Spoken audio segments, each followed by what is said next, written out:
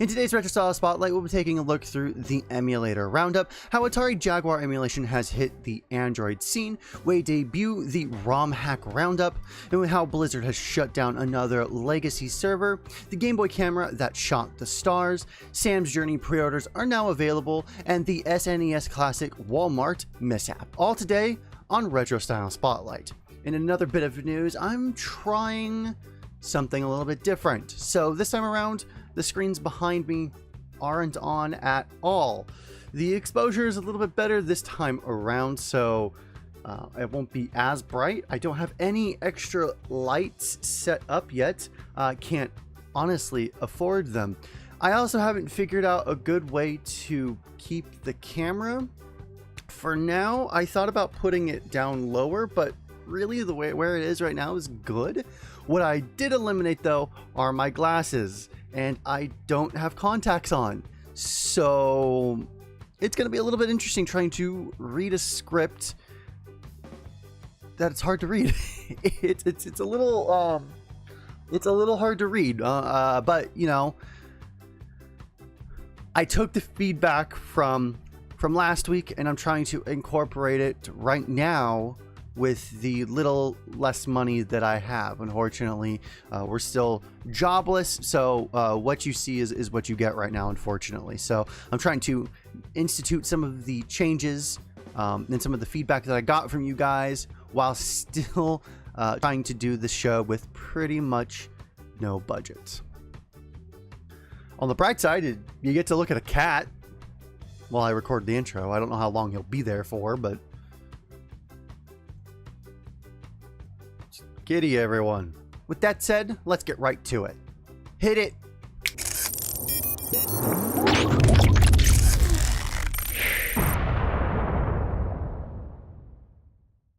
Thank you to all my patrons who are helping make this show a reality. If you'd like to help support me in everything that I do, then check out the links below and the various ways that you can donate or pledge to help my cause. Being a solo creator on his own now, every single dollar counts. So thank you very much for anyone who is donating and anyone who is debating on doing so. A special thank you to my patrons Alex Dubois and Draconis. This week's Emulator Roundup is mostly surrounding the various Git updates that are now available at the time of this writing. Over on EmuCR, updates are available for emulators like PCSX2, CXBX Reloaded, Desmume, Redream, RPCS3, Citra, Dolphin, BizHawk, and tons more. RPCS3 on this list stands out as more and more games are becoming playable with each and every major update. RPSC3 is still in alpha and very much not ready for the daily use people want it to be, but that won't stop it from making huge gains right now and making it into these news episodes.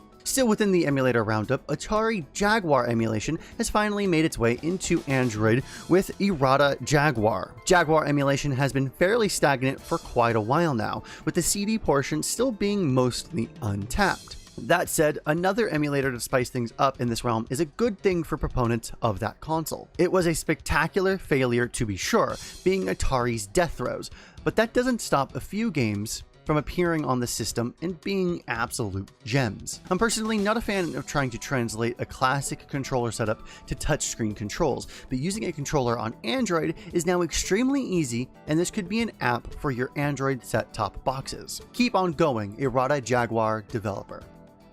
In the Rom Hack Report, we're taking a look at an interesting Pokemon color hack and an English translation for CRW Metal Jacket. So this Pokemon ROM hack is taking the first generation Game Boy games, Pokemon Red and Blue, and giving them a Gen 2 injection. This hack was released by Dren, and it looks stellar. While playing Pokemon on the Super Game Boy did offer up some color options, they are still extremely limited.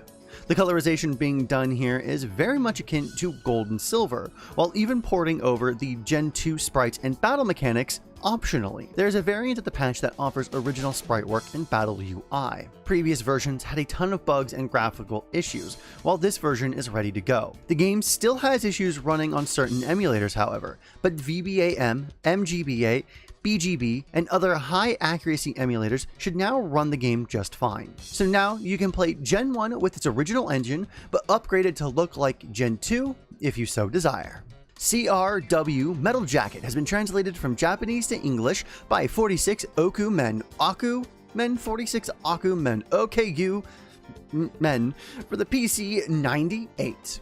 For those of you that watched the previous incarnation of RSS, you'll know that I absolutely love Japanese computer games getting translated into English. There are a ton of games that were released in Japan that never saw the light of day in any other country, and are actually astounding. In this tactical game, you command a squad of mech pilots battling against criminals and insurgents in a futuristic Japan after World War III. As you complete each mission, you earn bonus points that you can use to increase each pilot's stats and unlock new weapons to add to their loadouts. The game plays like a mix of XCOM and Front Mission, which came out late in 1994 between each of those games. For more information on the translation, including the translated game manual and normal X Delta patches, see 46 Oku Men's project page, which is linked below as usual. In other nerdy news, Blizzard has now shut down another legacy World of Warcraft server mere hours after it went live. Filmist was a 4-year ordeal of love from Gummy52. But 5 hours after the server went live, he received a cease and desist letter from Blizzard's lawyers. The main reason that was given was, quote, allowing users to play altered and/or illegitimate copies of WoW online without the need for a legitimately purchased copy or subscription. Blizzard hasn't made this secret either. They do not currently endorse private servers. While there are still hundreds of private servers available, it seems that the more well-known you are, the bigger chance you'll be taken down, and Felmist had racked up a fairly popular reputation. I mean, as I say that out loud, no shit, Sherlock, the more popular you are, the more chances that these companies have to see you and do something about it. But in this case, it's not so cut and dry. Like Nintendo, Blizzard is very protective of their intellectual property, and will exercise their right when they believe a threat to their bottom line surfaces. In Nintendo's case, most recently, another Metroid 2 remake was pulled down, only later to be revealed that Nintendo had been working on their own remake. So while a shit move, clearly not without warrant. So I am being hopeful here that Blizzard is listening. The Nostalria's vanilla WoW server that was shut down before this was also another high-profile server being removed. The Nostalria's folks were even invited out to Blizzard to talk with them even. While there are other vanilla servers, with Elysium currently still in operation since last December, clearly this is something that a major set of people want. And this is kind of where it becomes not so cut and dry. I would be willing to bet that if Blizzard does offer legacy servers, maybe even just legacy servers for each expansion, that users would pay the same exact monthly subscription to just play these legacy servers. I do see Blizzard's reasoning here, but if these users aren't interested in current World of Warcraft to begin with, are they really a lost sale per month? Targeting current private servers with the latest expansion makes a ton of sense. That is directly affecting your bottom line, but jilted ex-players or people not interested in the latest expansion cannot be seen as lost sales, unless Blizzard is actively seeking out how to perform this themselves, which is why I am very hopeful. If you want to read more about the recent server shutdown or the previous servers, then check out the links below on this topic. Have you ever tried to use the Game Boy camera? Those things are really, really bad. Well, what if you combined the Game Boy camera with an $8 billion gigantic telescope? Well, Leiden Observatory astronomer student and tour guide Alex Petro did that. Forewarning, sorry if I mispronounce anyone's name or any institution's name. I greatly apologize. I'm trying my best, I promise. Well, Alex used the Gaussky Universal Cell Phone Adapter and the 1838 6-inch Fraunhofer telescope. Alex dubs this TwoBit Astrophotography, and it's pretty amazing. Granted, the images are still the poor Game Boy camera graphics, but the sheer WTF of this is amazing. Alex didn't just want to capture the moon. You could do that with cell phone cameras nowadays, but rather Jupiter. Even with an extremely poor resolution, the camera caught Jupiter and its moons. Alex told Motherboard that his next planet would be Saturn and its rings. With the right hardware, Alex made the camera output these images digitally. It's no surprise that the printer paper is insufficient to being able to see any clarity, so going the digital route was almost a must-have.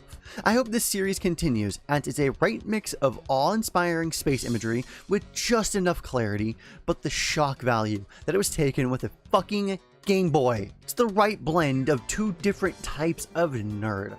If you want to check out the full story below or see how you can take your Game Boy camera and digitally output the images, Motherboard has you covered in the links below.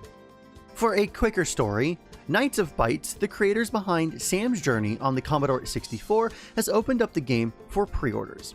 The public had originally thought that this game to be an April Fool's joke back in 2015, but the game is actually real. The game's aesthetic reminds me of Super Mario World, but on a Commodore 64. The game will have huge, sprawling platforming levels with tons of secrets to find and places to explore. The pre-order offers the game on disc, cartridge, or even a digital download through Protovision. The Diskette edition comes in at €45, the cartridge edition is PAL only and comes in at €55. What I suspect to be the most popular edition for the more casual audience will be the digital edition at €20. And by casual audience, I do mean the non-Commodore 64 collectors out there. All physical editions come professionally manufactured in a cardboard box, just like they did in the 80s.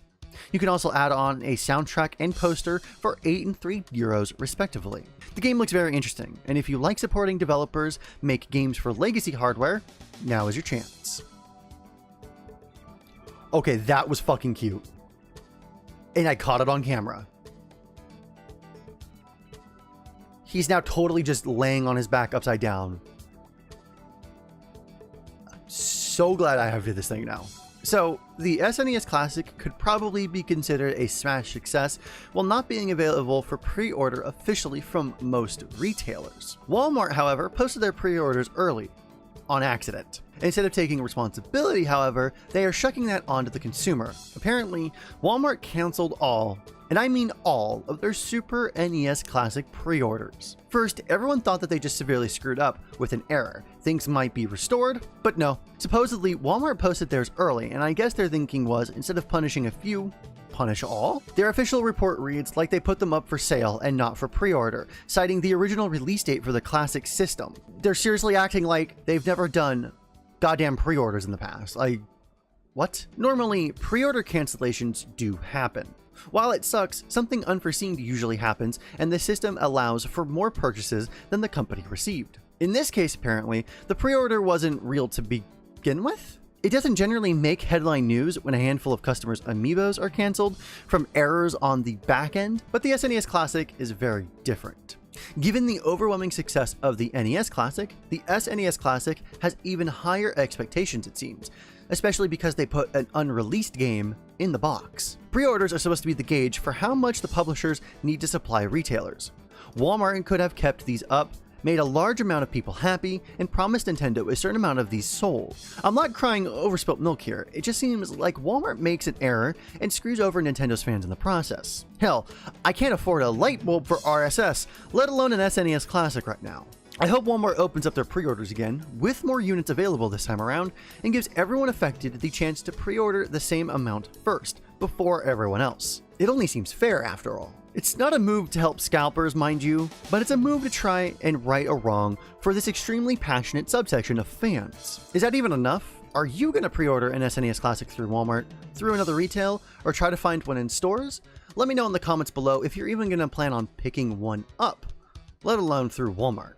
So that was Retro Style Spotlight Episode 2. Everything that you heard in this episode of RSS can be found in the links below. Thank you to all my patrons over at my Patreon campaign, which you can also find below. I cannot thank every supporter enough for everything that they do for me. Thumbs up the video if you liked it, thumbs it down if you didn't. Leave me a comment in the comment section below on any of the stories that you heard today. Let me know what you think, if you think I was wrong about something, or what you think that I should change about RSS on the coming week's episodes. This is still an ongoing show. This is just episode 2 of the revised edition, so I'm still trying to figure some things out. Again, I still don't have a light, but this time everything behind me is off, the exposure is lower, and I'm not wearing glasses because of the glare. So hopefully I read things just as good this time around. Remember, Freaks and Geeks, to play more games, and we'll see you next time. Have a good day. Take a bite of that pineapple. reflect